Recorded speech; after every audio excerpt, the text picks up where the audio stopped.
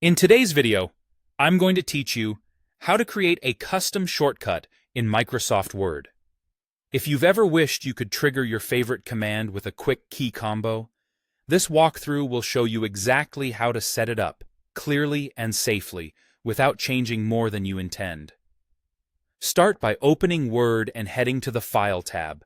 At the bottom of the left sidebar, click Options, then select Customize Ribbon. This is where Word stores most of its personalization tools. Look to the bottom of this window for the Keyboard Shortcuts section and click the Customize button.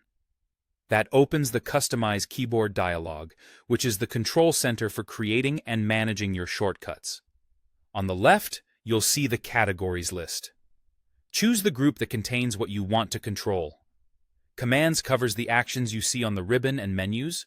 Styles lets you assign shortcuts to formatting presets, and Macros is perfect if you've recorded your own automation.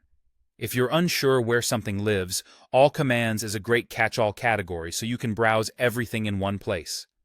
On the right, select the specific command from the commands list. Take a moment to make sure you've got the exact action you want. Many commands have similar names, so it helps to read carefully and pick the one that matches your workflow. Click in the Press New Shortcut key box to put the cursor there. Now press the key combination you want to use. Something like Ctrl+Alt+X works well. Aim for combinations that don't conflict with common shortcuts. For example, avoid overwriting essentials like Ctrl+C or Ctrl+S, and consider using Ctrl+Alt or Ctrl+Shift to keep things memorable but unique. If the combination you chose is already in use, Word will tell you by showing what it's currently assigned to. At this point, decide whether you want to reassign that shortcut or try a different combo. Reassigning is fine if you truly don't need the original, but if you rely on it, pick another combination to avoid surprises later.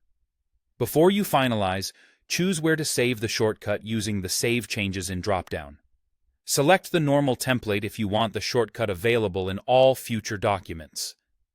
If you only want it for the current document or a specific template, choose that instead. This decision controls how broadly your shortcut follows you. Click Assign to commit the shortcut, then Close to exit the dialog, and OK to finish in the Options window. That's it. Your custom shortcut is ready, and you can use it whenever you need that command, exactly the way you like to work.